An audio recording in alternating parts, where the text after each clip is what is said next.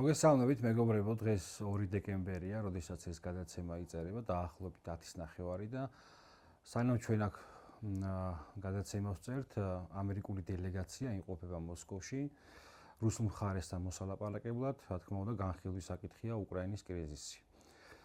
რა სოფლიო წესრიგში მოგვიწევს, მოკლედ გაგვიძება ხვალ, ჯერჯერობით უცნობია, თუმცა ფაქტია, რომ ჩვენ ახალ პოლიტიკურ რეალობაში გვიწევს ცხოვრება და ეს ახალი პოლიტიკური რეალობა თავისთავად იმსახურებს იმას, რომ მეტად მოხდეს მისი გაანალიზება, რათა ჩვენი უშუალოდ ქართულმა აუდიტორიამ და ქართულმა სახელმწიფომ სწორი პოზიციონირებით მოკლედ გაიკვლიოს გზა ამ ახალ სოფლიო წესრიგში.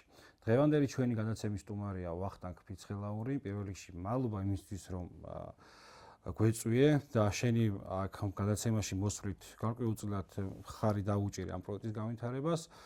სანამ ვიტყვი ერთ-ორ სიტყვას შენზეც, რომ საკმაოდ საინტერესო პიროვნებაა ვახტანგი და აღმოაჩინე სოციალურ მედიაში. როდესაც გადავედი ხომ მის პროფილზე, ესე რომ ვთქვათ, საინტერესო პოსტები ჰქონდა და არა მხოლოდ თეორიული ცოდნა გამოჩნდა, არამედ ის საკითხის მიმართ განსხვავებული რაკურსი, როგორც უყურებ შენ ამ მიმდინარე მოვლენებს და მოდი პირდაპირ გადავალ საქმეზე. მე არ მიყვარს ხოლმე აქ დიდი ხნიანი შესავლები.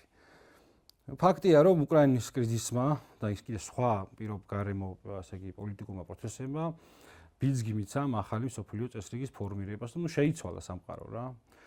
და არა მხოლოდ უკრაინის კრიზისი, კიდე სხვა დაუშვათ მოვლენები იყო, მათ შორის ჩინეთის გეოპოლიტიკური გააჭრა და ეკონომიკური მასშტაბებზე და ასე შემდეგ. თუმცა იმან რომ უკრაინაში დავდექით ახალი რეალობის წინაშე, სადაც მოკლედ აი ამ 28 პუნქტზე რო გადავიდე, შეერთებული შტატები თითქოს მთავარი ლოკომოტივი, რომელიც ამ პროქსი ომში მხარდაჭერას უცხადებდა უკრაინას, რაღაცნაირად გამოეცალა თითქოს და გახდა ის, ესე იგი, აქტორი, რომელიც ცდილობს ზეგავლენა მოახდინოს უკრაინის ხელისუფლებაზე, რომ რაც შეიძლება მალე გაფორმდეს იქ მშვიდობა და გაფორმდეს იმ პირობებით, მეტნაკლებად, რა პირობებიც იქნა წამოყენებული რუსული მხარის მიერ და საზოგადოების ნაწილი ამას აფასებს, რომ იცი რა, ტრამპი რო არ მოსულიყო, სხვანაირად მოხდებოდა და მე არ ვფიქრობ ყოველ შემთხვევაში მასე, იმიტომ რომ ვფიქრობ, რომ ყველა ესეთი ქმედების უკან დგას მკაცრი გეოპოლიტიკური ლოგიკა და რეალობა. ჩემი შეფასებით, აქ ჩვენ შეიძლება მრავალი, ესე იგი, თეორია შემოვიყვანოთ მსჯელობაში. თუმცა, მთავარი ამოსავალი წერტილი ალბათ ამ ახალი ადმინისტრაციისა არის პოლიტიკური პრაგმატულობა და ის რეალობა, რაც დგას თუნდაც ფრონტის ხაზზე და ზოგადად ევროპასა და რუსეთს შორის. თუმცა, მაინც რომ ასნაირად გავშალოთ ეს თემატიკა, იმიტომ რომ საინტერესოა რა პოლიტიკური მოტივები ამოძრავებს ვაშინგტონს და ზოგადად საინტერესოა ის ახალი მსოფლიო წესრიგიც და აი ამ მსოფლიო წესრიგში რა როლი აქვს შეერთებულ შტატებს, რაც ცდილობს რომ დაიჭიროს მაგალითად. პირველ რიგში მადლობა გიორგი მოწვევისთვის. რამდენიმე თვის წინ შემოხვდა თქვენი პოდკასტი და საკმაოდ საინტერესო აღმოჩნდა ჩემთვის, იმიტომ რომ პირველად შემოხვდა გეოპოლიტიკურ თეორიულ ბაზისებზე, ვინც დაიწყო საუბარი, ძირითადად არ ხდება ხოლმე თეორიების განხილვა და წარმატებებს გისურვებ. მე პირველ რიგში უფრო შევეცდები, რომ როგორც მოყვარული ისე განვიხილო და არ ვდებ თავს რაღაც ექსპერტობაზე და პროფესიონალიზმზე ამ მიმართულებით, უფრო როგორც დილეტანტი წარვადგენ ჩემ თავს და მოყვარული და ინტერესებული. პირველ რიგში დავიწყებ იმით, რომ ძალიან შესავლის სახით, რო ვთქვათ, ეს მთლიანად ეს პროცესი უკავშირდება ისტორიის დაბრუნებას, როგორც საუბარი არის ხოლმე, ხო, რომ ისტორია დასრულდა ეს უკვე ამას. ისტორიის დასრულება არ ნიშნავს მარტო იდეოლოგიური ჯახის დასრულებას, რომ მთელი სამყარო უკვე უნდა გარდაიქმნას ლიბერალურ დემოკრატიად და დამყარდება მშვიდობა და კეთილდღეობა. ეს ასევე გულისხმობდა გეოპოლიტიკის დასრულებასაც. მაგრამ როგორც აღმოჩნდა, მოთამაშე ძალები ეს კულისებში და მიღმა იმისა, რაც ჩანდა ნარატივებში, იმის მიღმა ფარულად ყველა საკუთარი ინტერესიდან გამომდინარე მოქმედებდა. ეს საკუთარი ინტერესებიდან გამომდინარე მოქმედება ჩანდა გარკვეულ რაღაც ლოკალურ მოქმედებებში, მაგრამ არ იყო მასშტაბური სახე არ ქონდა.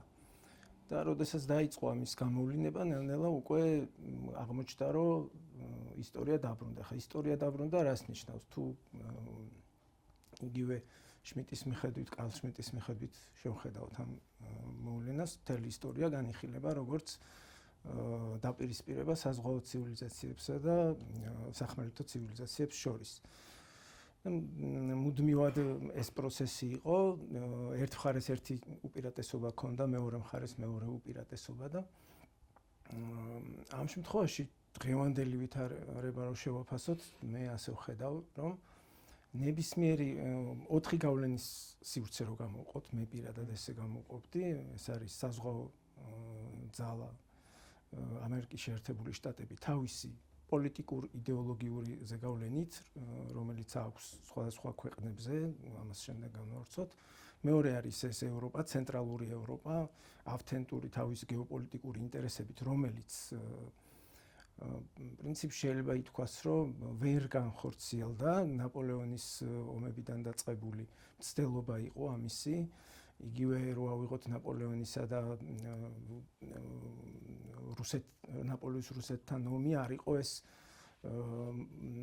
სახმელეთო იმპერიებს შორის ომი მაინც და მაინც, იმიტომ რომ ნაპოლეონი იბრძოდა რუსეთთან, იმიტომ რომ რუსეთი მაშინ ვაჭრობდა ბრიტანეთთან და რა თქმა უნდა, იმიტომ უნდა ეგვიპტეში იმიტომ წავიდა, რომ ბლოკადა მოეხდინა, ანუ ესეც მიმართული იყო აქეთ რომ გაემარჯვა ცენტრალურ ევროპას. შემდეგ წამოვიდა პირველი მსოფლიო ომი, მეორე მსოფლიო ომი. მეორე მსოფლიო ომშიც ანალოგიური რამ ხდებოდა. ჩვენ თუ ჩავეძიებდით ძირითადად ეს აი 30-იან წლებამდე მე-20 საუკუნის დასაწყისში და მე-19-ის ბოლოს ძალიან პოპულარული გახდა გეოპოლიტიკური თეორიები. ყველა მიმართულებით მაკინდერამდე, მარტო მაკინდერი არ იყო იქ, მეჰენი იყო ამერიკის საზღვაო ძალების თეორიაც. კი ბატონო. და დღემდე ეს ამაზე არის დაფუძნებული ამერიკის გეოსტრატეგიული მიზნები, ამას ეფუძნება და ილუზია იმის დაჯერება, რომ რაღაც შეთანხმება მოხდა ხმელეთთან უბრალოდ, რა კი ევროპაზე ვლაპარაკობ, მეორე მსოფლიო ომში ჰიტლერის ერთ-ერთი რუდოლფ ჰესი, რომლის მეგობარი იყო ჰაუსჰოფერი, მან დასახა გეოპოლიტიკურ მიზნად გერმანიისა, რომ რა კი ამ კონტექსტში იყო ესეც გააზრებული, რომ სახმელეთოს და საზღვაოს დაპირისპირება, მას გააზრებული ქონდა, რომ ზღვა მუდმივად სარგებლობს იმით, რომ სახმელეთო იმპერიებს ან სახელმწიფოებს შორის ახდენს დაპირისპირებას. და offshore balancing სანაპიროდან დაბალანსების, სანაპიროდან კონტროლის ერთ-ერთი ძლიერი სტრატეგია იყო ბრიტანეთის, რაც გულისხმობდა, რომ სანაპიროზე თქვათ რომელიმე ქვეყანასთან თუ ალიანსში იყო, იმ სახელმწიფოებს შორის თუ რომელიმე ადგილობრივ რეგიონალურ სახელმწიფოს გაუჩნდებოდა პოტენციალი გამხდარიყო რეგიონალური ზესახელმწიფო, ანუ კონტროლი დაემყარებინა რეგიონში, ის უკვე აჩენდა საფრთხეს საზღვაო იმპერიისთვის, იმიტომ რომ გამოვიდოდა ზღვაზე და დაიწყებდა უკვე საზღვაო იმპერიების შექმნა. ნაპოლეონის მარცხის მოხდენა იწყება ესპანეთის გათავისუფლებით და მერე ნელ-ნელა ბრიტანელების ცდილობა. ამიტომ ჰაუსჰოფერი ხედავდა ესე, რომ უნდა მოხდეს პირველ რიგში ბერლინი-მოსკოვი-ტოკიოს ალიანსი, რაც შემდეგ უკვე გადაიხედა, იმიტომ რომ იქ პრობლემური იყო იაპონიის რაღაც გარკვეულ თანხმობა იმაზე, რომ რუსეთთანაც იყო პრობლემა და ჩინეთის კუთხითაც პრობლემა იყო. ალიანსს ემხრობოდა, იმიტომ რომ ძირითადად ამომავალი რას ეფუძნებოდა ეს, რომ ევროპა ფლობდა ტექნოლოგიებს, ცივილიზაციური ცენტრი იყო, ასე ვთქვათ, რუსეთი ანუ ჰარტლენდი ფლობდა რესურსებს და მათი ალიანსი დგებოდა მთლიანი ეს კონცეფცია, რაცაც მაკინდერი კონტრსტრატეგიად სახავდა. მათი ალიანსი გულისხმობდა, რომ ის იყო უძლიერესი დიდი ერთიანად აღებული კუნძული, რომელიც კვლავ გამოვიდოდა ზღვაზე და ზღვას დაამარცხებდა. ეს პროექტიც ჩავარდა და ამიტომ აი როდესაც ვსაუბრობთ, რომ ცენტრალური ევროპის, ანუ გულისხმობ გერმანიას როგორც ევროპის ცენტრს ვერ განხორციელდა და ეს დამარცხდა. ამ შემთხვევაში იდეოლოგიებს დავანებოთ თავი, როდესაც პოლიტიკაზე ვლაპარაკობთ, ეს არის ინსტრუმენტები. ყველა შემთხვევაში იდეოლოგია ინსტრუმენტი არის. კარგია, ცუდია, შეფასებებში ნუშევლად.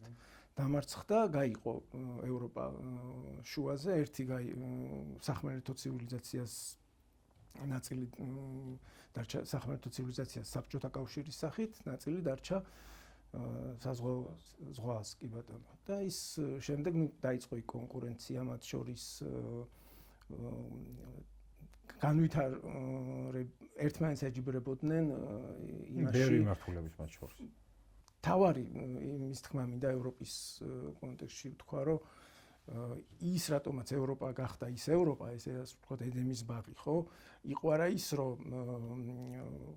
კეთილი მიზნები ქონდა ამერიკას, არამედ ის, რომ ხედავდნენ საბჭოთა კავშირის აღმავლობას. ჯერ ერთი რბილი ზალის კუთხით ძალიან სერიოზული მონაპოვარი იყო გამარჯვება თვითონ ევროპის ხალხებში და პოპულარობა იზრდებოდა. დასავლეთ ევროპის ხალხებში სოციალიზმის მიმართ. მერე დანგრეული ქვეყანა იყო და ბუნებრივია სოციალური პრობლემები არსებობდა. სხვათა შორის პირველი ტრუმენის მოსვლის დროს პირველი ხედვა ასეთი ჰქონდათ, რომ ევროპა რამდენჯერმე გაიმეორა ეს და ერთმანეთში ესენი ვერ ლაგდებიან, ევროპა უნდა ყვავდეს რაღაც შეზღუდულ განვითარებულ მდგომარეობაში. მაგრამ სწორედ ის, რომ დაინახეს საბჭოთა კავშირის აღზევების საფრთხე და ეკონომიკურად მაშინ ამერიკა უკვე უძლიერესი იყო, ბევრად ძლიერი იყო მაშინაც კი უკვე. მით უმეტეს ცივი ომის დასრულების დროს ყველა მთელი გავლენები ბრიტანეთისგან გადაიბარა. ხედავდნენ, რომ ამ დაპირისპირებაში სოციალური განვითარების კუთხით ვამბობ, საბჭოთა კავშირის მიმართ სიმპათიები გაიზრდებოდა და მათი შეკავება გაუჭირდებოდათ. ამიტომ დამტკიცა ეს 13 მილიარდიანი მარშალის გეგმის სახით, რომ კონკურენციაში შევიდნენ, რასაც ახლა დაანგრეულმა საბჭოთა კავშირმა თავის არ იყო იმ სიმაღლეზე ეკონომიკურად ახლა ხო, ბუნებრივია რა, სადაც საზღვაო ძალა შეეძლო ყოფილიყო თავის ვაჭრობით და მთელი ამ კაპიტალისტური სისტემით. გადაწყდა, რომ კონკურენციაში შესულიყვნენ და ამ კონკურენციაში აჯობეს და ეს კეთილდღეობის სახელმწიფო იყო შექმნილი იმისათვის, რომ საბჭოთა კავშირის კომუნისტური კეთილდღეობის სახელმწიფოსთვის იდეოლოგიურად შეექმნა საპირწონე, რომ აი ის იდეოლოგია კი არ ჯობს, ეს ჯობს და დაანახეს ეს და ამით საბოლოო ჯამში გაგრძელდა ეს ცივი ომი, პირველი ეტაპი იყო შემაკავებელი იდეა. მაგალითად ჯორჯ კენანი, რომელიც იყო ითვლება ცივი ომის არქიტექტორად და რა თქმა უნდა მისი მიზანიც საბჭოთა კავშირის დანგრევა იყო, ის თვლიდა, რომ არა ხარვეზული სისტემა იყო ეკონომიკურად და იდეოლოგიურად ყველანაირად საბჭოთა კავშირი იყო და არ იყო აუცილებელი გაფართოება და კონტეინმენტ, ანუ შემაკავებელი სტრატეგია სწორედ მის დროს ჩამოყალიბდა და მაშინ იქმნება მთელი ეს სადაზვერო CIA, NSA სტრუქტურები, ტელეგრამამ როგორც ცნობილი შეცვალა. მაშინ იქნება ყველაფერი ამერიკაში, სხვათა შორის იმ გერმანელი ზვერავების და ასე შემდეგ სამხედროების ჩართულობით მათ შორის, რომელმაც მისცეს ეს სპიცი და მათ შორის ბრიტანელებისაც. და შეიქმნა ეს მთელი think tank-ები, ანუ კვლევითი ინსტიტუტები და იქიდან მოყოლებული ამერიკა დაიწყო და დღემდე არის აი უძლიერესი გეოპოლიტიკური სკოლა, რომელიც სწავლობს დღემდე ანალიზი მიმდის ამაზე და უამრავი კვლევით ცენტრს გამოვიყენებ ამ სიტყვას, რო ქართულად ვლაპარაკობთ. მიდის აი კონკურენცია იდეებს შორის იმასთან დაკავშირებით, რომ რომელი სტრატეგია იქნება უკეთესი. იქიდან მოყოლებული არის ეს კონკურენცია გაგრძელდა, ხო კენანის გეგმა ჩანაცვლდა და პრინციპში ამერიკის პოზიციიდან რო შევაფასოთ და აქ ჩავამატებ, რომ აი თუ რომელიმე რეგიონზე ვისაუბრებთ, 4-ვე რეგიონზე, ხო ნელ-ნელა მოვყვები. ყველა უნდა შევაფასოთ იმ გადასახედიდან ეს სახელმწიფოები საკუთარ უსაფრთხოებას როგორ ხედავენ და არა ამერიკა როგორ ხედავს მაგალითად რო განიხილავენ ხოლმე რომ ჩინეთი შეჭამს ხა რუსეთს ეს არის ძალიან ზედაპირული მსჯელობა ეს არის ამერიკული გეოპოლიტიკურ კონტექსტში განიხილო სახმელეთო სახელმწიფოების და იმპერიების ინტერესები რაც შეცდომა ის გეოპოლიტიკოსები რომლებიც თავიანთ სახელმწიფოსთვის უსაფრთხოება თვლიან იქ პრიზმაში განვიხილოთ ასე ვთქვით რა და ნუ ეს შემდეგ ჩანაცვლდა rollback ეძა ქვია უფრო შემტევითი უკან დაახევინო ხმელეთს ესეთი შემტევითი სტრატეგიით რასაც უკვე შემდეგ ტრუმენის დოქტრინა რასაც ეძახიან ეს კენანის გეგმა ჩანაცვლდა და მოდის უკვე ამ საგარეო პოლიტიკის დაგეგმვაში პოლნიცე რომელიც იყო ნუ ამაზე წიგნიც არის დაწერილი ქორი და ტრედი ის კენანი ტრედად ითვლებოდა და ქორი იყო პოლნიცე და ნუ გაგრძელდა შემდეგ ეს შემტევითი აგრესიული პოლიტიკა რაც გულისხმობდა იმას რომ უკვე ამერიკა რა თქმა უნდა გამოვიდა იზოლაციონიზმიდან ეს ჯერ კიდევ მეჰენის დროს იყო თუ ჩვენ ვიქნებით ზღვაზე ზღვა თან შენ თუ ზღვაში არ გახვალ სხვა მოვა ზღვიდან და სხვა შეგბოჭავს ამიტომ შენ უნდა ვიდე და თავდასხმითი ბჭყალებში ვამბობ თავდასხმითი სტრატეგია გულისხმობს საუკეთესო თავდაცვას ამ შემთხვევაში საზღვაო სახელმწიფოსთვის და აი ამ ქედან უკვე იწყება ამერიკის საზღვაო სახელმწიფოს ჩამოყალიბება თორემ პირველი წლები ამერიკას თავისი ისტორიის გავლილი აქვს სახმელეთო ჯერ ხო თავის კონტინენტი ჭირდებოდა კონსოლიდაცია და კონცენტრაცია ხო ბუნებრივი იყო ბუნებრივად მოიტანა ამან იმიტომ ჯერ ინგლისის განიცავდა თავს მე მონროს დოქტრინა შემოიტანა მე მიხვდა რომ ეს საკმარისი არ იყო იქ თუ ევროპაში იგივე პირველი მსოფლიო ომში რატო ჩაერთო რომ იქ თუ გაიმარჯვებდა კუნძული მსოფლიო კუნძული სახმელეთო იმპერიები დაამყარებდნენ კონტროლს, გამოვიდოდნენ ზღვაზე და იგივე საკითხი. ძალიან გაუჭირდებოდა. კი, ამიტომ დაუსახა მიზნად, რომ გაიმეორებინათ ყველა ის სტრატეგია, რასაც ინგლისი საუკუნეების განმავლობაში ახორციელებდა და ახლა წინაზე რო ვთქვი, რომ ანალიზი კეთდება მუდმივად ამისი, ამერიკა უნიკალური, იმიტომ ჯერ თუ უდიდესი გეოპოლიტიკური სკოლა აქვს და უნიკალური იმით არის, რომ გაანალიზებული აქვს და შესწავლილი აქვს მთელი ისტორიის მანძილზე აი სახმელეთოს საზღვაო ცივილიზაციებს შორის დაპირისპირების გეოპოლიტიკური ისტორიული მომენტები აქვს გაანალიზებული და ეს რაში აი მაგალითად რომი რო ავიღოთ ხო რომის პრობლემა რა გახდა როდესაც ცივილიზაცია აღწევს გარკვეულ თავის საზღვრებს და გადის ისეთი გაფართოების მიჯნაზე რომელსაც ცენტრი ვეღარ აკონტროლებს ეს ფიტავს მას ბევრ ძალას აცლის ცენტრს და შემდეგ მთლიანად ცენტრის რღვევა ხდება. აი ძალიან პრიმიტიულ მაგალითს მოვიყვან, უფრო მიყვარს ხოლმე ესეთი შედარებებით, უფრო ჩემთვისაც უფრო გასაგებია და ალბათ აი ორგანიზმი როცა სიცივეში გავდივართ, ხო? ხელები რატო გვეყინება, რომ იმუნური სისტემა გააჩნია. ის კი არა, რომ გარედან სიცივეა და შევიწროვდა. იმუნური სისტემა გადადის ისე ფუნქციონირებს, რომ ძირითად თავის ტვინს ფილტვებს და ასე შემდეგ მიაწოდოს სისხლი. ცენტრს მიაწოდოს და პერიფერიები ვეღინებია. თუ თბილ სისხლიანი არსებები ვართ და თუ მუდმივად შეეცდება, რომ ყველა მიმართულებით მიაწოდოს სისხლი, შემდეგ ენერგიას დახარჯავს, დაზოგვა ვერ მოხდება ენერგიის და ტემპერატურა დაეცემა და ასე შემდეგ. იგივე ხდება იმპერიების შემთხვევაშიც. იმპერიათა ციკლურობაც სწორედ აი ამას გულისხმობს, რომ აღწევს სწრაფად განვითარების რაღაც პიკს და მერე ეცემა. და ეს რომ არ მოხდეს, ამიტომ სტრატეგიებში მუდმივად უნდა ხდებოდეს უკან დახევა როტაციული მეთოდები, რა. იმიტომ არსებობს ეს 4 ძირითადი ის ამასაც ვახსენებ შემდეგ. უკან გადასვლა ძალთა მობილიზება და მერე გამოსვლა უკვე როცა ძალებს აღიდგენ. და რო გავაგრძელოთ ახლა გარდა რომ ის იმპერიის საბჭოთა კავშირს სწორედ ეს გაუკეთეს. დაემართა არა გაუკეთეს.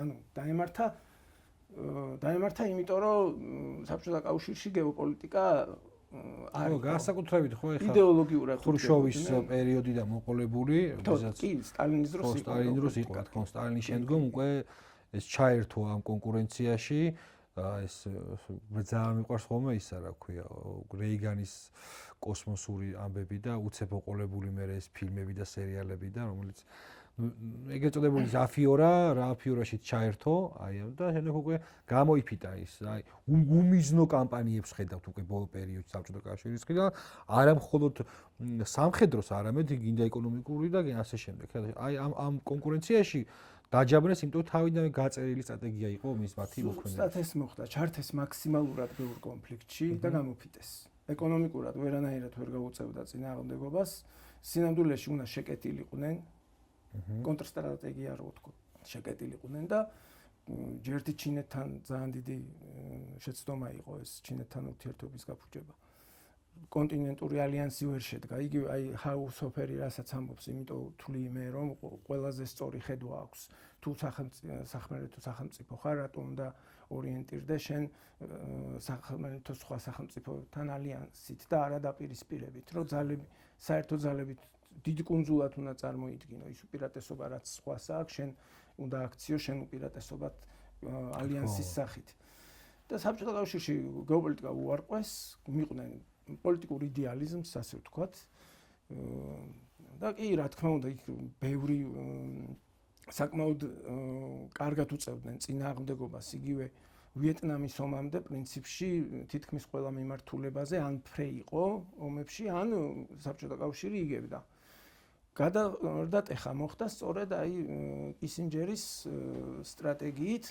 ასეთ ჩამოაშორეს პოლნიცეს შემდეგ კიდე სხვაებიც იყვნენ მაგრამ ვამბობ ისეთ ლეგენდებს რომელმაც განსაზღვრეს ამერიკის საგარეო პოლიტიკა ძირითადი არქიტექტორები ვინც იყვნენ თორე შემდეგ ვიღაცები მიყვებოდნენ ამ ინერციას და კისინჯერის შემდეგ იწყება უკვე სახმელეთო ერთ-ერთი ძალა წაართვეს ის გამოიყენეს თავარი მოთამაშე ერთ-ერთი თავარი მოთამაშე წაართვეს ის გამოიყენეს ნუ იქამდე იაპონია ჰქონდათ აღებული და ნუ ციმში დამარცხდა შემდეგ უკვე ეს ევროპის კეთილდღეობა ჰქონდა ინერციული ხასიათი რა ბუნებრივია ხა ის თავისი ის კეთილდღეობაც გაუზიარა რა თქმა უნდა იმიტომ რომ ევროპაში უფრო მაღალია კეთილდღეობა დღემდე ვიდრე ამერიკის შეერთებულ შტატებში ხო გარდა ამისა ის საბჭოთა ბლოკის დაშლის შემდეგ გამოთავისუფლებული გეოპოლიტიკურ სივრცეებს ასაც აღმოსავლეთ ევროპა ქვია ამ შემთხვევაში სჭირდებოდა როგორც იმიჯურად ეხი ფუკუიამას იმიტომ იძახის ხო დასრულდა ისტორია და ლიბერალიზმმა გაიმარჯვა ჭირდებოდათ აი ამ გაზიარების მომენტით აღტაცება და ამის შემდეგ უკვე ექსპორტი დანარჩენ სამყაროსთან მიზიდულობის ცენტრი შექმნეს რომლის მიხედვითაც შემდეგ უკვე უნდა გაგრძელებულიყო მაგრამ აი ისტორია რატო არ დასრულდა და მე რატო ვთვლი რომ ეს იყო უფრო იდეოლოგიური ნარატივი თუნდაც ფუკუიამას მოსაზრება ისტორია დასრულდა ანუ ჩვენ ვართ გამარჯვებული ცივილიზაცია და ეს მოდელი არის სწორი ამიტომ საფრთხე კი გაქრა მაგრამ უფრო შორს მიმავალი იყო ამერიკის საგარეო პოლიტიკა არ იგეგმება 5 წლით 10 წლით და 20 წლით ბევრად წინ იყურებიან ეხლა იმათ მე რატო ვამბობ ეხლა ამას რომ ბჟეზინსკის საჭადრაკო დაფამდე იყო ამაზე მსჯელობები და აი ადრეული 2000-იანების ან უფრო 2000-იანების წლებში თურმე, რასაც დღეს ვიგებთ სტრატეგებისგან თურმე არსებობდა უკვე ორი ხედვა ამერიკის საგარეო პოლიტიკის მიმართულებით, რომ მომავალ საფრთხეთ მაშინვე განიხილავდნენ ჩინეთს რა მიმართულებით უნდა მომხდარიყო მომავალი სტრატეგია ამერიკის უსაფრთხოების დაგეგმვა. ერთი მიმართულება იყო, რომ გაეგრძელებინათ ერთ-ერთი სტრატეგიული ხედვა იყო, გაეგრძელებინათ რუსეთის შებოჭვა, ჩაეგდოთ მისი ბუნებრივი რესურსები ხელში პოლიტიკურ იდეოლოგიური ინსტრუმენტებით, რომ გამოვყოთ ეხა ეს სამი გავლენის ის რაც გვაქვს, ხო, smart power, hard power და soft power, ანუ რბილი ძალა რაც არის პოლიტიკური იდეოლოგიური მომენტი, გვაქვს smart power-ი, რაც გულისხმობს უფრო აი საერთაშორისო შეთანხმებები, დიპლომატია და ასე შემდეგ. და გვაქვს hard power-ი, რომელიც ეკონომიკურ სანქციებს გულისხმობს და სამხედრო ჩართულობას. და იქ იყვნენ ნეოკონები და ლიბერალი იმპერიალისტები, მაგრამ ნეოკონები იყვნენ კონსერვატორები, რესპუბლიკელები უმეტესად, რომლებიც ხედავდნენ, რომ ნებისმიერ რაკი გამარჯვებული ვართ, ნებისმიერი ჩართულობა, სამხედრო ჩართულობა, უხეში ჩართულობა და რაც ნახეთ კიდეც, ხო, 90-იან წლებში მოსულა რა, ესე რომ ვთქვა ჟარგონულად. და მეორე იყვნენ ლიბერალი იმპერიალისტები, რომლებიც უფრო ემხრობოდნენ smart power-ის გამოყენებას, რომ აი საერთაშორისო სამართლით იქ რაღაც ხელშეკრულებებით და ასე შემდეგ манипуляციური, რომ სახე უფრო ისეთი ყოფილიყო შენარჩუნებული. ერთი მიმართულება სტრატეგიის ის იყო, რომ როგორც ვთქვით, რუსეთის ხელში ჩაგდება ამ ინსტრუმენტების მეშვეობით, პოლიტიკური, იდეოლოგიური და ასე შემდეგ. და მეორე მიმართულება იყო პირდაპირ ჩინეთზე შეტევა. რატომღაც გადაწყდა, არ ვიცი რატომ ამაზე არის მსჯელობები და აი განვიხილავთ თუ მოგვეცემა იმის საშუალება, რომ წასულიყვნენ პირველი სტრატეგიით. თუმცა მეორე სტრატეგია არსად არ წასულა, ეს იყო მიძინებული და საჭიროების შემთხვევაში ამას გააცოცხლებდნენ. თან იმის პარალელურად ხორციელდებოდა გარკვეული მიმართულებით ეს სტრატეგიაც იყო. ანუ ისი არ არის, რომ ერთი ძალა მოვა ამერიკის ხელისუფლებაში, მეორე ძალა მოვა და დღის წესრიგ შესulis. ამიტომ ეძახიან continuity agenda-ს, რაც ამბობენ დღის წესრიგის გაგრძელება, ეს როგორ მუშაობს, აი დაახლოებით რო ახსნა. ეხლა ჩვენ ჭადრაკს ვთამაშობთ, მაგალითად მე და შენ და 400-ას მე გავაკეთებ, შენ აგრძელებ თამაშს და მოდის სხვა ჩემს მაგივრად ის მოცემული რაც არის დაფაზე, იმან არ იცის მე რა დავგეგმე. გათვლა ხო გავაკეთე, მე კარგი თამაში რას ნიშნავს, რომ მე წინასწარ ვაკეთებ გასვლას. იმან რაღაცა თავისი სვლა გააკეთა, მე მოვიდა მესამე და უშუალოდ იგივე პირველი დაჯდა. ამან არ იცის მეორემ რა სვლა გააკეთა, ორივე სტრატეგია ჩავარდება. ეს ხო წარმოუდგენელია ხა ეს ძალიან გულუბრყვილობაა დაიჯერა, რომ იქ რაღაცა ის არ არსებობს. არსებობს უძლიერესი კვლევითი ცენტრები, რისკების დათვლა ხდება, ერთი სტრატეგია რო არის შემუშავებული, იმის რისკების დათვლა ხდება, შეფასება იმის ხდომილების რამდენად არის ალბათობა თუ ვერ მოხდა, გადაწყობა ხდება. სახელმწიფოები, ძლიერი სახელმწიფოები ზოგადად ესეც უნდა მუშაობდნენ კიდევაც რა, იმიტომ რომ ახალი ადმინისტრაცია რომ მოდის, ეხლა რას შევა თქვათ იმაში ეროვნული უსაფრთხოების საბჭო და რჩეველი აიღებს ამ კვლევებს და სტრატეგიებს დამუშავებულს, დაწვავს, გადაყრის და თავისას მოიყვანს, ხო? ესე ხო არ ხდება, ის არის უძლიერესი ინსტიტუტი, რომელსაც სხვადასხვა გეგმები ერთმანეთთან არის შეთანხმებული. და 1000 ვარიაციები ამ გეგმის კიდევაც. ეს რომ ჩავარდება, რისკების დათვლა ხდება, პრევენციული ქმედებები რა უნდა გააკეთო მეორე სტრატეგიაზე, ისე როგორ უნდა გადახვიდე, რომ იმ შემთხვევაში ისიც შეინარჩუნო და საჭიროების შემთხვევაში აქეთ დაბრუნდე. მოკლედ ამის შეფასება ხდება აი უმაღლეს დონეზე და თუ რომელიმე ჯგუფი მოდის ხელისუფლებაში, აუცილებლად იმ დღის წესრიგს, რომელიც სხვა სტრატეგიით იყო, იმასაც ახორციელებს. აი თლიანობაში რო შევხედოთ, ბაიდენის ადმინისტრაციას აქვს ტრამპის მოსვლამდე ისეთი ნაბიჯები გადადგმული ჩრდილო-აღმოსავლეთ ის მხარეს ჩინეთის შესაბოჭად, რაც უკვე ტრამპის მოსვლის დროს გაგრძელდებოდა და მზაობა იყო ამისთვის. ამავე დროს მზაობა იყო იმისთვის, რომ უკრაინის ომი რაღაცნაირად გაყინულიყო. დაიწყო, რა თქმა უნდა, ის ადმინისტრაცია პირდაპირ ლაპარაკს ვერ დაიწყებს, როცა მოდის ახალი ის ცulis და იწყებს მერე რიტორიკის დონეზე დადანაშაულებას, თორემ აბსოლუტურად დარწმუნებული ვარ, მე ტრამპი გააგრძელებდა იმას, რაც ბაიდენის მაგივრად რომ მოსულიყო, იგივეს გააგრძელებდა უკრაინასთან მიმართებაშიც. ეს არ შეწყდებოდა. ეს ორი განსხვავებული ხედვა რომ არსებობდა, შემდეგ რა კი რუსეთზე გადაწყდა რუსეთის შებოჭვა გადაწყდა.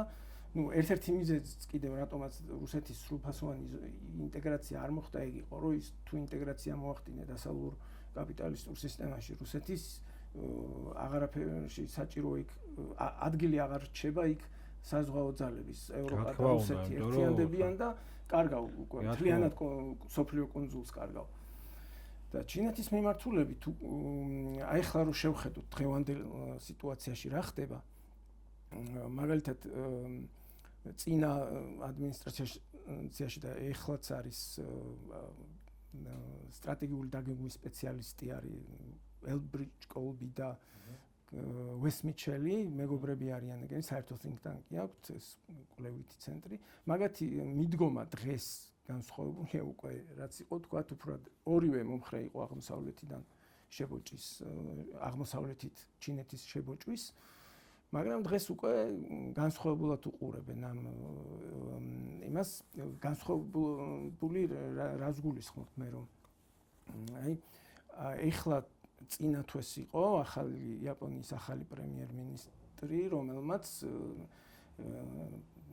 ბიუჯეტი გაზარდა 2%. და აგრესიული მესიჯებიც გაუშვა ტაივანთან მიმართებაში, რომ დაიცავენ იქ, ესე იგი, თავიანთ ინტერესებს. ევროპაში 5%-ამდე ხო გაზარდეს. იგივე გაკეთდა და ეს მიჩელს სხვათა შორის სანამ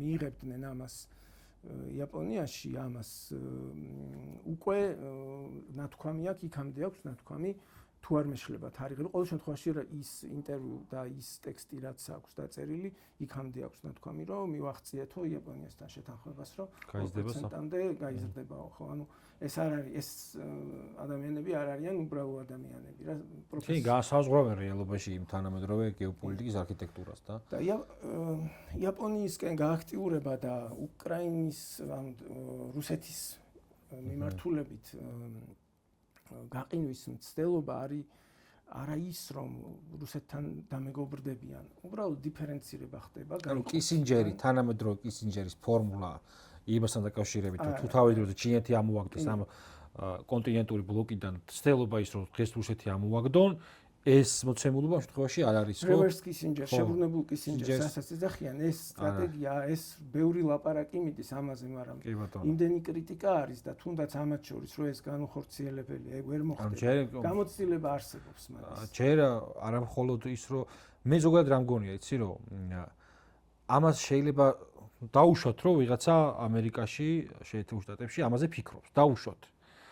რუსეთში არ არის თვითონ, ანუ მოსკოვი არ არის ამ თამაშზე წამსვლელი შეუძლებელია. არ მგონია რომ პუტინის ადმინისტრაცია კი, პუტინის ადმინისტრაციამ ამაზე თანხმობა განაცხადოს და მე იგივე ჭყალიშვილ იგივე უბედურებაში აღმოჩნდეს რუსეთი, რაც გამოია 90-იან წლებში. იმიტომ თქვა ბჟეზინსკიმ 2015 წელს, რომ სანამ პუტინი არის ხელისუფლებაში, ვერ მოხდება რუსეთის დაყოლიება, გადმობირება და პუტინი აქ არაფერ შუაში არ არის სინამდვილეში, ეს რიტორიკაა უბრალოდ. სინამდვილეში რუსეთში მარტო პუტინი ხო არ არის, იქ უამრავი სტრატეგი ყავთ. ხა მე რუსულ გეოპოლიტიკას ისე არ ვიცნობ, როგორც ამერიკულს, მაგრამ ხა მინიმუმ დუგინის დოქტრინები რა არის, ვიცი რა და იქ მაგაზე რუსეთის გადაბირება ვერ მოხდება. მიუხედავად იმისა, რომ შიდა ძალები, იქ გარკვეული ძალები არსებობენ, ვისაც იმედი აქვს და გულუბრყვილოდ უყურებენ. იმიტომ რომ გეოპოლიტიკურ კონტექსტში სწორად არ ხედავენ. რა თქმა უნდა. ვერ აცნობიერებენ იმას, რომ სახმელეთო ძალა არიან ისინი და ჩინეთიც სახმელეთო ძალაა, რომელიც ცდილობს გახდეს. ისინი უფრო სხვა კონტექსტში ისინი უყურებენ ზოგადად რაც ჭირდა, ხო, კეთილდღეობისთვის და სულ ყოველთვის ახლა რუსეთის იმპერიის აი ეს ევროპული პეტერბურგის ჭყალებში ნაწილი გინდა აზროვნების დონეზე და გინდა პოლიტიკურ ქმედების დონეზე ყოველთვის უფრო იყო ინტეგრირებული დასავლეთთან, ევროპასთან და მათთან კომუნიკაციის ცდილობდა რაღაცა იქ იმიჯური სოციალური სტატუსის მოპოვებას, ვიდრე აი ეს რუსული უხეში ძალა, რომელიც იწვრთობოდა ციმბირის სტეპებში და მერე მოდიოდა და იპყრობდა ევროპის ნაწილებს. მოურდება რომ თქვა რა სერიოზული. რა თქმა უნდა.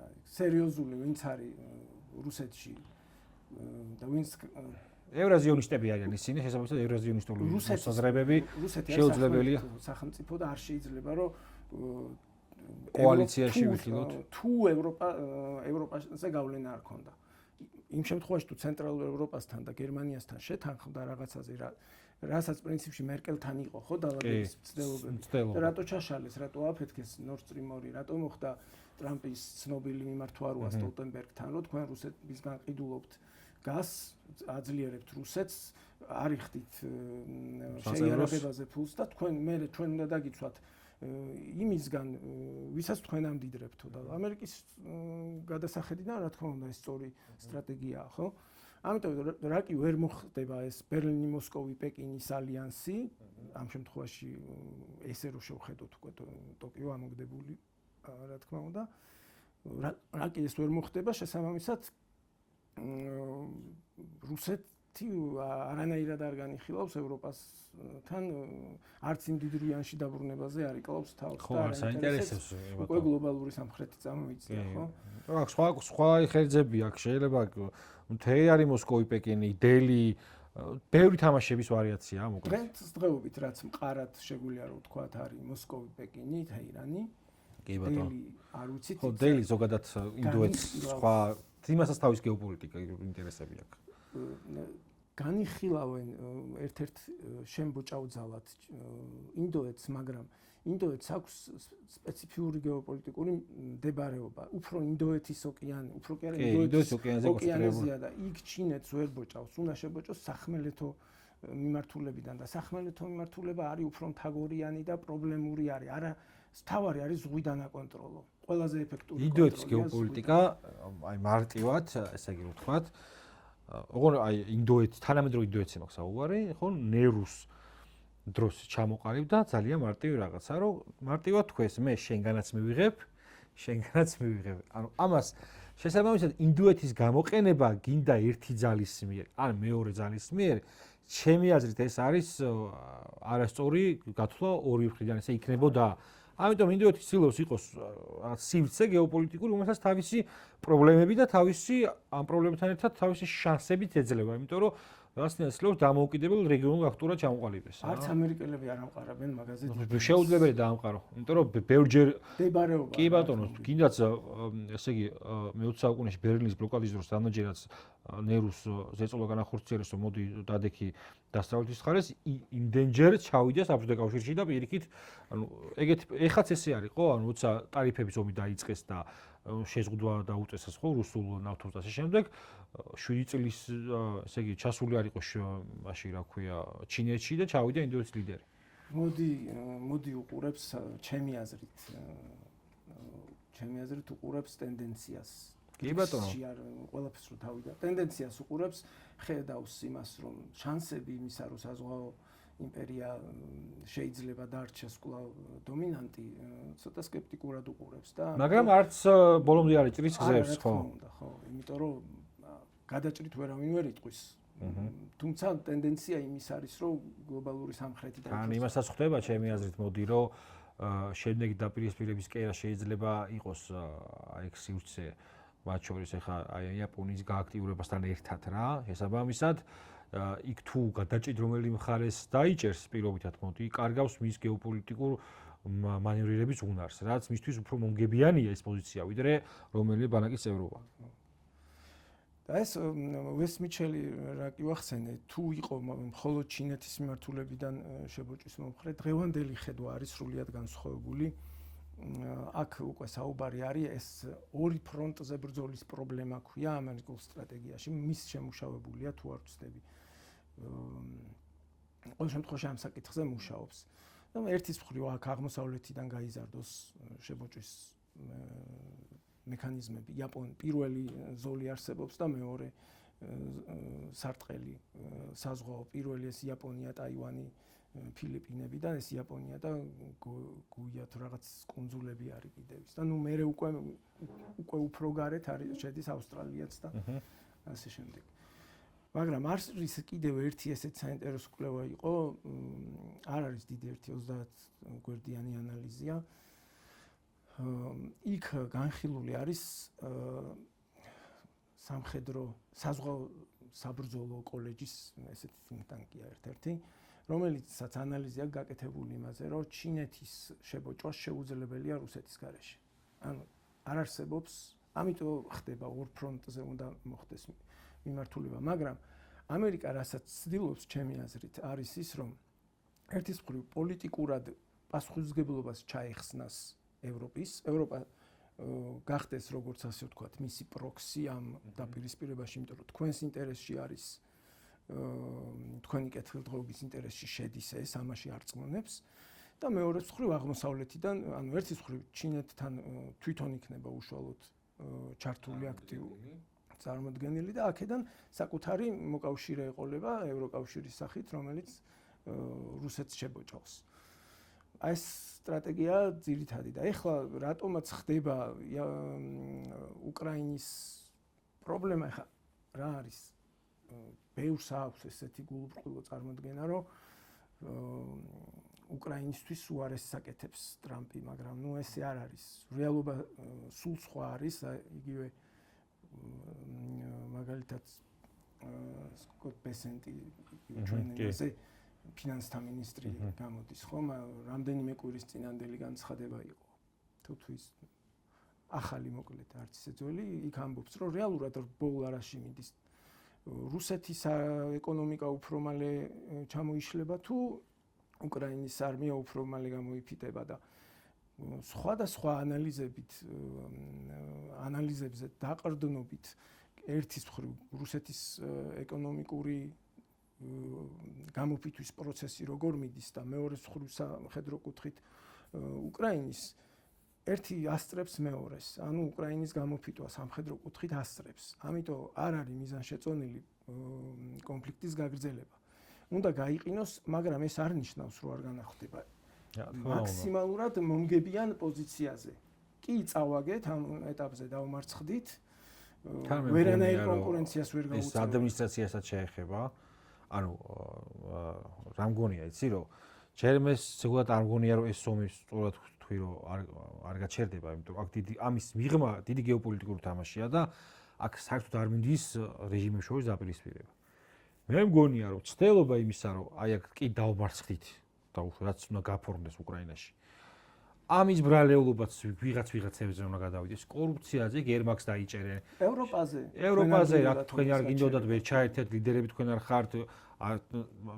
შეიძლება ამას თვითონ ზელენსკიც შეიწიროს, ალბათ მე მგონია რომ 80% ესე შეიძლება მოხდეს და მე უბრალოდ გადაეწყობიან.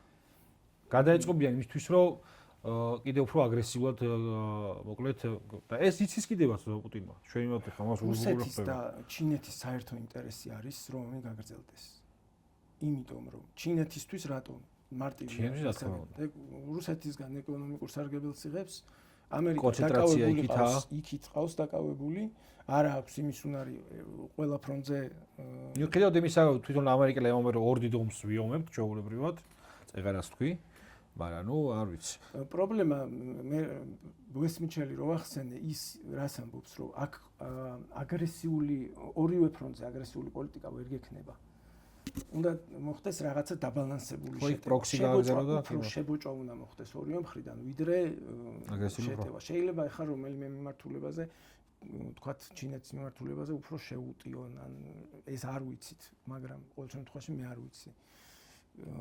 მაგრამ ძირითადი ხაზი ეს არის და ახლა ევროკავშირზე მოხდება ამის ხელით შეწმენდა, ასე ვთქვათ.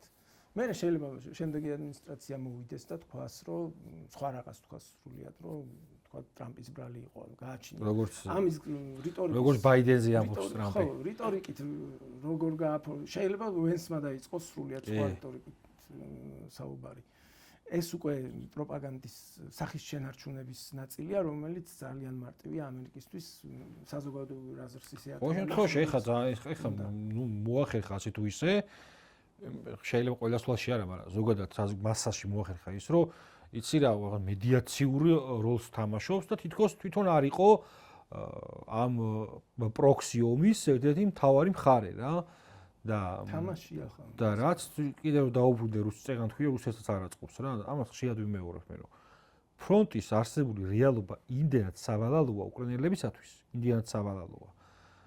და პლუს ამას ჩამონგრეული ენერგოინფრასტრუქტურა, რაც დღეს ხა საქართველოს ხელისუფლება რომ შენ გენერატორებს გიგზავნის, ანუ ეს მოცემულობა რომ დგება, თუ ეხლა ამას კიდე სხვა პოლიტიკური ნიუანსი აქვს რა. და პლუს ამას ეხლა პუტინმას რო დაიწყო უკვე სამხედრო კამუფლიაჟით ჩატარება რაღაც გენშტაბთან შეხვედრები. მინიშნება იმის რომ დიდი კონჩეტება მზადდება.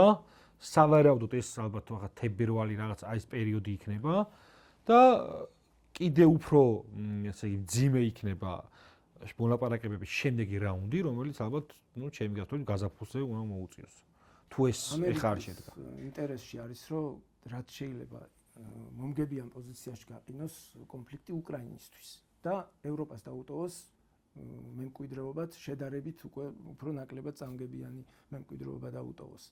სინამდვილეში ამისკენ არის ეს ყველაფერი და ხა ის სხვა პოლიტიკური ნაწილია ევრო კავშირის ქვეყნები რატომაც ცდილობენ ამას წინააღმდეგონ, იმიტომ რომ მაქსიმალურად ამერიკა დატოვონ, იმიტომ რომ საერთოდ არ აინტერესებთ ხა ამერიკის საფრთხე ჩინეთში.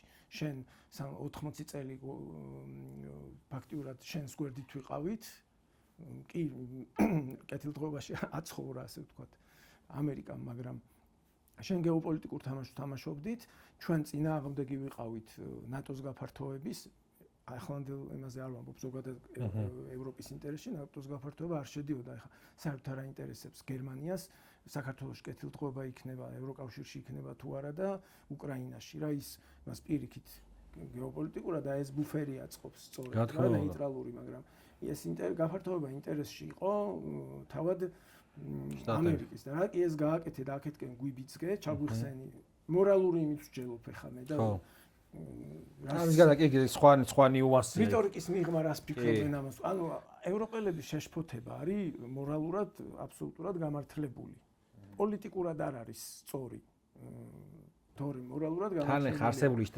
ისტაბლიშმენტი ანუ ევრობიუროკრატია ვინც არიან იმ რიტორიკაზე დგანან ანუ იმ გეოსტრატეგიას მიყვებიან რაც აქამდე იყო რა აქამდე იყო თვალსაჩინო და ამის გამოცვლა ამათ ვერც ჩემი აზრით ამის გარდა ვერც ხვდებიან შეიძლება ხვდებიან რა არის ალტერნატივა მაგრამ გადაწყობა ანუ ევრობიუროკრატიის ფილოსოფიურად თავიდაბოლომდე გადაწყობა ახალ გეოპოლიტიკურ მიმართულებაზეც ამით იქნება დამანგრეველი ვერ გაუძლებს ამ ტექტონიკურ სრულიებას აი საუბრები არის ბოლო დროს ბევრი ანალიტიკოსი საუბრობს რომ უკრაინაში მოყვება არეულობა ევროპაში მოყვება არეულობა სწორედ ეგ არის რუსეთის მიზანი მაგას მიაღწიოს მინიმუმ იმას მიაღწიოს რომ პირველი ამ ომის დაწყებიდან ის რა იყო დემილიტარიზაცია დენაციფიკაცია ეს ჩვენ უნდა წავიკითხოთ როგორც პოლიტიკური სისტემის რა თქმა უნდა აბა ეხა ის კი არ არის რომ ბენდერი გავლენ მაგრამ მე უფრო სკეპტიკურად უყურებ ამას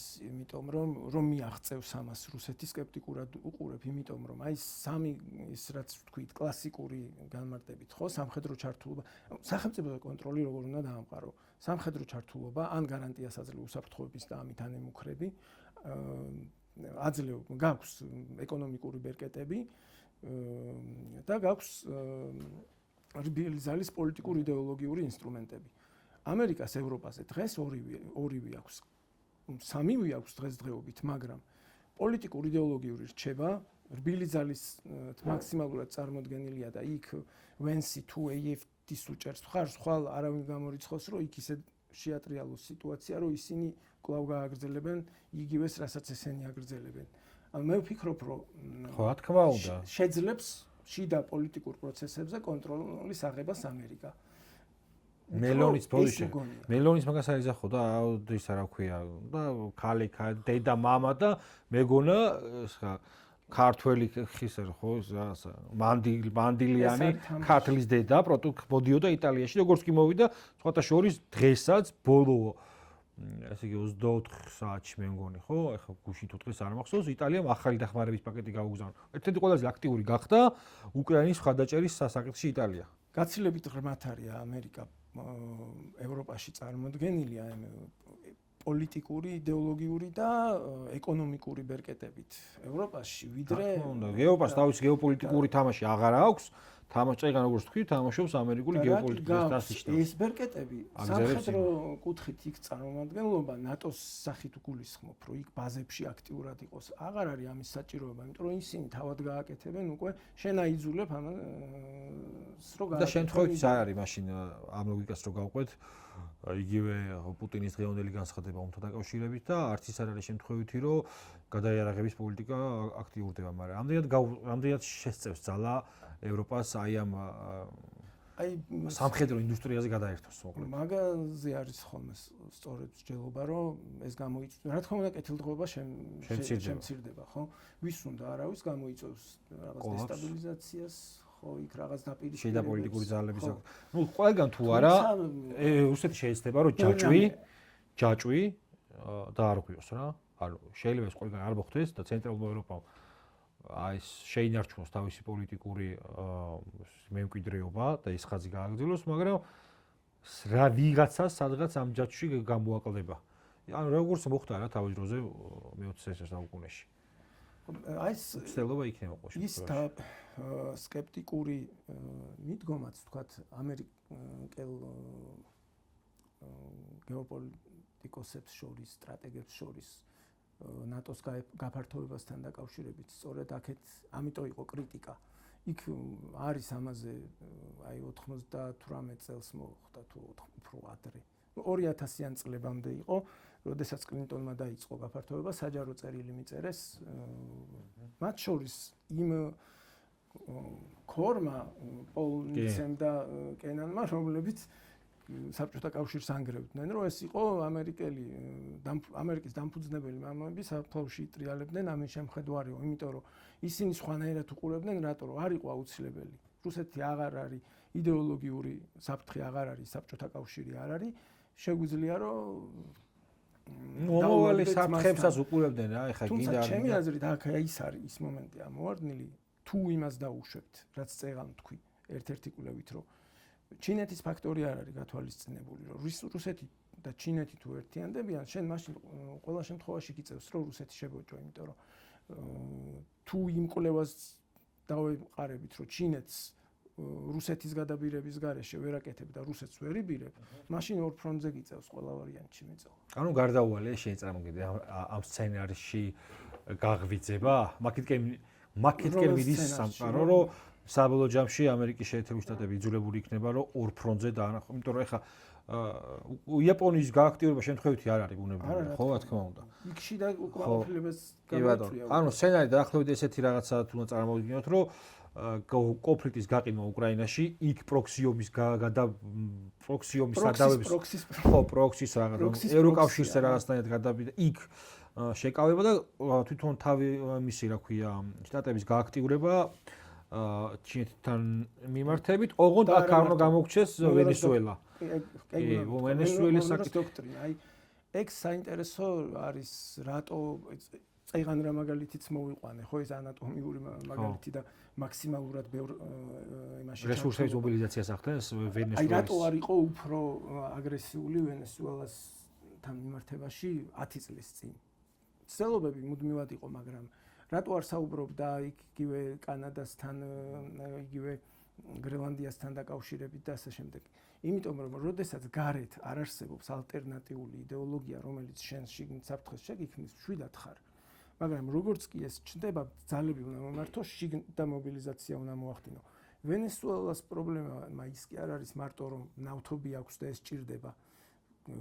ანუ მარტო ამიტომ კი არ ჭირდება, იდეოლოგიური საფუძველი აქვს ამას, რომ თუ კი მოხდა პრეცედენტი იმისა, რომ ალტერნატიული იდეოლოგია და ეკონომიკური სისტემა მუშაობს, თქვათ გეგმიური და ასე შემდეგ, სოციალისტური, თანამედროვე გაგებით სოციალიზმის საერთოდ. ხო, მაგრამ გავაკეთე ეს ჩინეთის მოდელი თუ მუშაობს, ესე იგი მთელი ლათინური ამერიკა გარდა ამისა ბრიქსის გაფართოებაც მნიშვნელოვანია მისთვის და მე ხა ვენესუელა არ არის მარტო ვენესუელა. ზოგადად ლათინო ამერიკას, როდესაც გინდა ეცნობი შენ ნებისმიერი მიმართულებით, ლიტერატურის, სპორტის, ყველა ამათ ლათინო ამერიკის ესეთი გამორჩეული, სპეციფიკური, ავთენტური ტიპაჟები არიან ანტიკაპიტალისტები. ანუ ესენი არიან ანტიამერიკელები, უმრავლესობაზე მაქვს საუბარი. ხო და ვენესუელა როგორც და ნუ კუბა და კოლუმბია კიდე მათ შორის, ხო?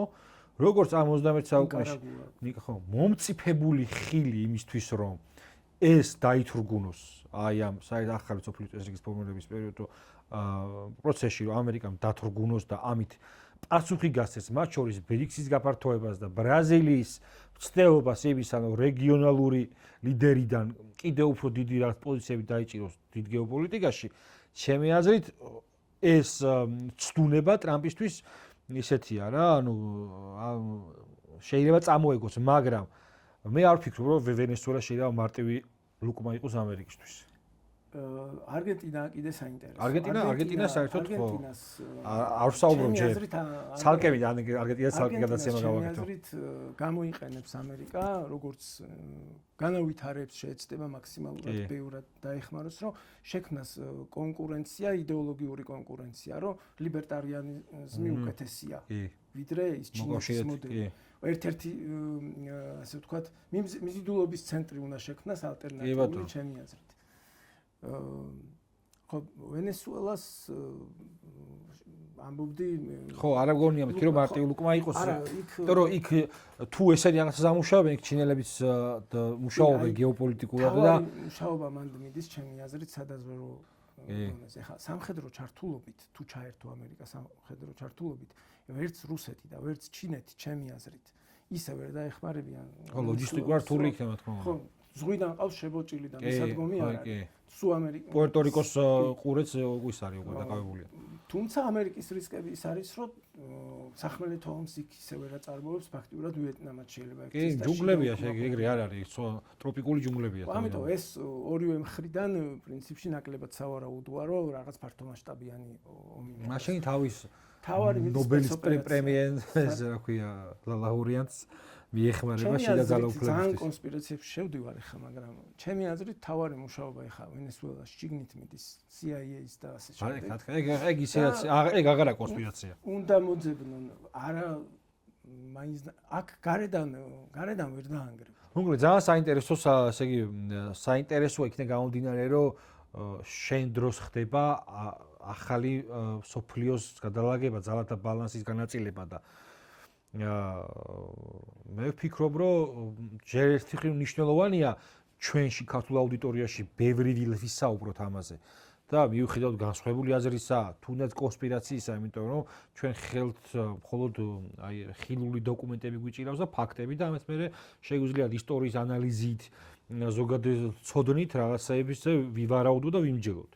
მაგრამ აუცილებელია მგონია, იმიტომ რომ მე ვფიქრობ, რომ პოლიტიკურ რუკაზე საქართველოს ამ შიდა პოლიტიკურმა პროცესებმა და იმ სიგიჟეებმა, რასაც უყურებთ ხოლმე ტელემედიაში, დააკარგვინა საზოგადოებას ის ფოკუსი, რაზეც უნდა გასწორდეს და რაზეც უნდა დაფუძნდეს მე უკვე ეროვნული პოლიტიკური იდენტობის ფორმირება, იმიტომ რომ ახალ სოფლიო წესრიგში ჩვენი როლი უნდა დავიჭიროთ იმისთვის, რომ გადავრჩეთ, რა თქმა უნდა.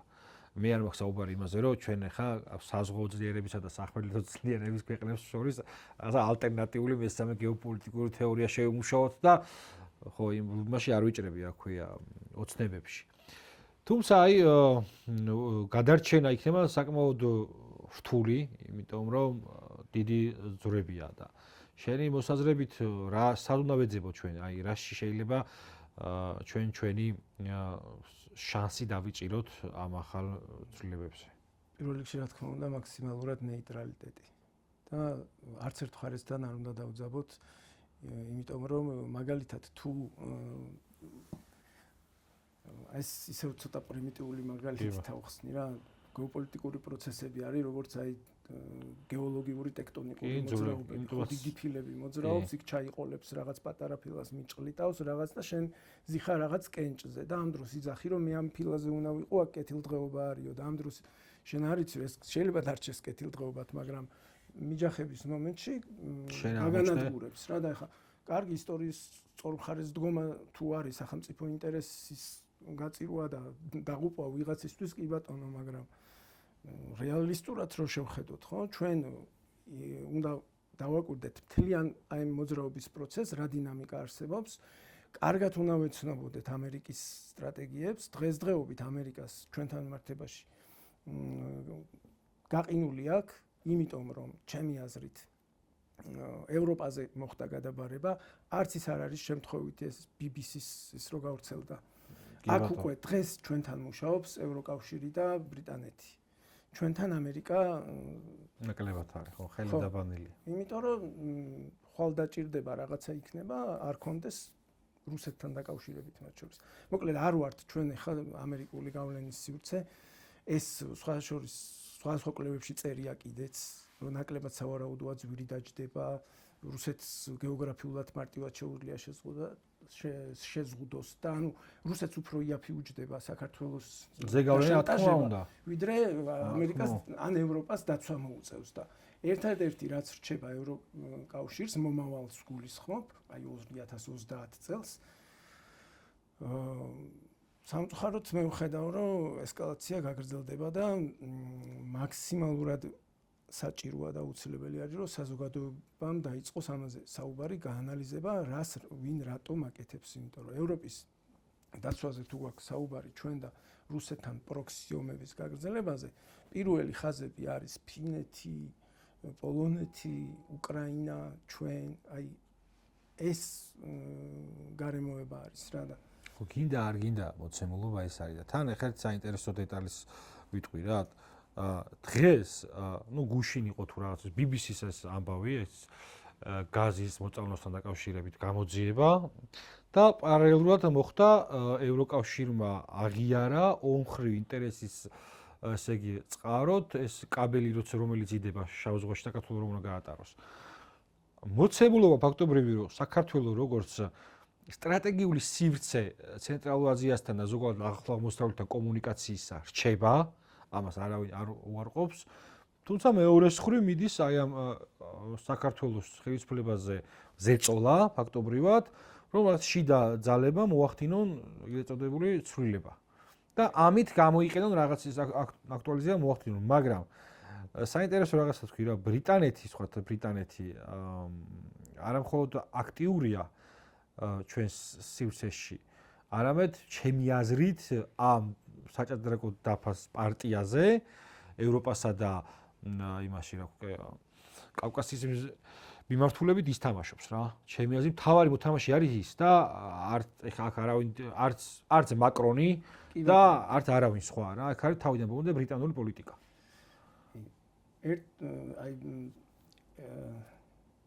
ნეიტრალიტეტთან დაკავშირებით კიდე აი იქიდან გამომდინარე რომ ზეწოლა გაიზრდება კი ვამბობ ნეიტრალიტეტით ხო ამ ეტაპზე მაგრამ იქიდან გამომდინარე რომ ზეწოლა გაიზრდება ჩემი აზრით საქართველოს სახელმწიფო უსაფრთხოების ნაწილში და მომავალში შორს რო გავიხედოთ ამავე ნაწილში საქართველოს უნდა გამოიყენოს რუსეთთან რაიმე სახის დასავლეთის წინააღმდეგ უნდა გამოიყენოს ეს რუსეთთან რაიმე სახის მოლაპარაკებებზე წასვლა და დიალოგის და სავაჭრო თემი ხო? არა, შეიძლება კულუარებში მოხდეს, შეიძლება რაღაც თემით მოხდეს, მაგრამ დასავლეთთან უნდა დაინახოს, რომ თუ ზედმეტად გაზრდის წნეხს, საერთოდ დაკარგავს რეგიონს. აი ეს უნდა იყოს.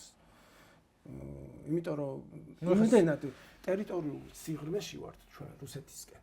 არც მომავალ პერსპექტივაში საქართველოს უსაფრთხოების უზრუნველყოფას ვერანაირად ვერ შეძლებს ვერც ამერიკა და ვერც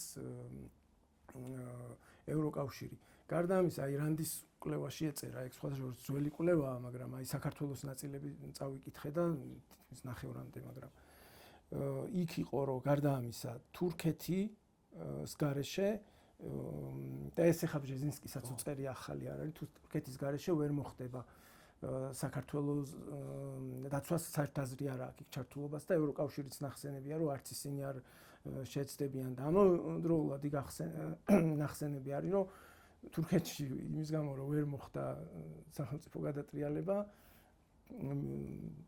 ხო მაგრამ თურქეთის სუვერენიტეტია ჩვენ კი მაგრამ ერდოღანთა ფაქტია იწყებენ ამ პოლიტიკური ტანგოცეკვას და ამ ანკარა-ბაქოს კავშირის გაძლიერება და იქ ფაშინიანს დღეს ახლა 15 მილიონი გადაურიცხეს ანტი რაღაცა პროპაგანდასთან ბრძოლაში რა ევროკავშირმა. ცდილობენ რომ სომხეთი მოიყოლონ ამ ბაქო-ანკარის კავშირში და ეს რაღაცა დარჩეს სავარაუდო პლაცდარმად მომავალი პოლიტიკური манипуляციებისა. იგივე რანდის კვლევითაც იქ წერია. სხვათა შორის ჯერ ყარაბაღის ომი მომხდარი არ იყო და უკვე ანალიზი იყო გაკეთებული თუ ამ პრობლემას გადაუჭრითო, როგორ მოხდებოდა რუსეთის კავკასიაში პოზიციების შესაძლო შემცირება და ნუ პრინციპში ნაწილობრივ მოხდა კიდეც, მაგრამ რუსეთის კავკასი არ დაუკარგავს და ვერც დაკარგავს.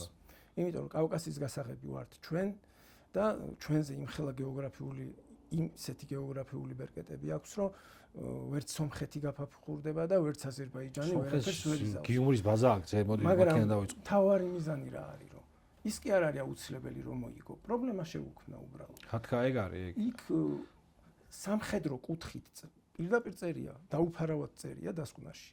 სამხედრო კუთხით რაიმე სახით ჩართულობა სამხედრო ნაწილების განლაგება სამხრეთ ოსეთსა და აფხაზეთში გააუმჯობესებს სიტუაციას იქ ჯერ ომი არ იყო და თუ მოხდებოდა სხვა ძალების დაკავება დონბასისკენ. აჰა, გასაგებია. მეტი რა უნდა თქვა. ანუ ომზე კი არ არის აქ საუბარი, მაგრამ ისეთი სიტუაციის შექმნა, რომელიც აქ რაღაც ნებისმიერ ტიპის არეულობა, ძალებს გამოაცვის რუსეთს. სადაც ყურადღების კონცენტრაციას გადაატანებს, ესეც კი შეიძლება. შორეულ პერსპექტივაში ჩრდილო კავკასიის არეულობა, იმიტომ რომ ჩრდილო კავკასია კავკასიას მოკავშირეა თურქეთის. კი. მაგას ხო თურქეთი ოსმალეთის, აი, იგივე ნაპოლეონის ომები როცა იყო, სულ იყენებდნენ აქ კავკასიას რა, იქ 30 წელი ეომებოდნენ შამელის ბოლო-ბოლო ხო რუსები. ნუ საბოლოო ჯამში მაინც ბრიტანული გეოპოლიტიკის ის არის და საბოლოო ჯამში მაინც ქართველების ხელით დამარცხდა იქ შამელი ხო? ორბელიანი ცნობილი ეს ამბები. ორბელიანიც იმიტომ ამბობდა, რომ მე რუსულ არმიაში ვიბრძვი, საქართველოს ინტერესებისთვის ვიბრძვიო, იმიტომ რომ საერთო ინტერესი იყო ის. იმ მომენტში ესე ხო, თან იმ მომენტში სხვათა შორის მიუხედავად ამ ამბისა, ალექსანდრე იმპერატორი რუსეთისა განიხილებოდა ევროპის ჟანდარმერიად. ანუ რუსეთი ნაპოლეონის დამარცხების შემდგომ დაუბრუნდა იმ გეოპოლიტიკურ მოცემულობას, სადაც ევროპის უსაფრთხოების ჩამოყალიბება გარდაუვალი იყო რუსეთის გარეშე რა. და ამას მე ნაპოლეონის მერე ეს მოკლედ ესე რომ galvavtsot ნაპოლეონის მერე ეს გეოპოლიტიკური არქიტექტურა კიდევ უფრო გააძლიერა ბისმარკმა და რა ქვია ავსტრიის კანცლერმა მეტერნიხმა, რომელმაც შექმნა მერე უკვე სამთა კავშირი პრუსიის მეფის მონაწილეობით და ამით ითოკებოდა, მოკლედ რუსეთი აღარ იყურებოდა ევროპის ექსპანსიონიზმისკენ, აღარ მიდიოდა და პირიქით მონაწილეს იცავდა და უზრუნველყოფდა ევროპაში ძალთა ბალანსს. ბრიტანელებმა საბოლოო ჯამში ესეც დაარღვიეს მერე, მაგრამ მაშინ როცა ხმელეთი ხმელეთობდა. ევროპა დღეს ხმელეთი არ არის. თავის გეოპოლიტიკურ, ავთენტურ გეოპოლიტიკურ ფუნქციას არასმოწყობილი არის პროქსი. კი ბატონო, მადლობა მოკლედ დღევანდელი გადაცემისათვის და აი ეს ბოლოს რაც შენ თქვი, ამ თემაზე აუცილებლად ვაპირებ მე გადაცემის ჩაწერას ევროპის გეოპოლიტიკურ დისფუნქციაზე და აი რა სცენარები შეიძლება გავითარდეს. მახოლოდ ევროპას რო შევეხოთ, ალბათ მომავალში კიდევ ვიტოვებ იმეც რომ გვესტუმრები და რა ვიცი, მე უსურებ ჩვენს საზოგადოებას იმას რომ დაფიქრდეს, აქ ბევრი თეორიული მასალა განვიხილეთ, ასე თუ ისე კვლევები ვახსენეთ და გაეცანით მეგობრებო ამ ყველა შეხედულებას და ეცადეთ რომ მხოლოდ ერთი გადამოსახედი და პროცესი არ შეხედოთ, იმიტომ რომ ეს საბოლოო ჯამში ჩვენს ქართულ რეალობას აზიანებს და ამ რთულ, ესე იგი, გეოპოლიტიკურ ცვლილების პროცესში ჩვენი უპირველესი ამოცანაა გადავრჩეთ ისე რომ შემდეგ უკვე ღირსეულად შევძლოთ პოზიციონირება. მადლობა ყურადღებისათვის.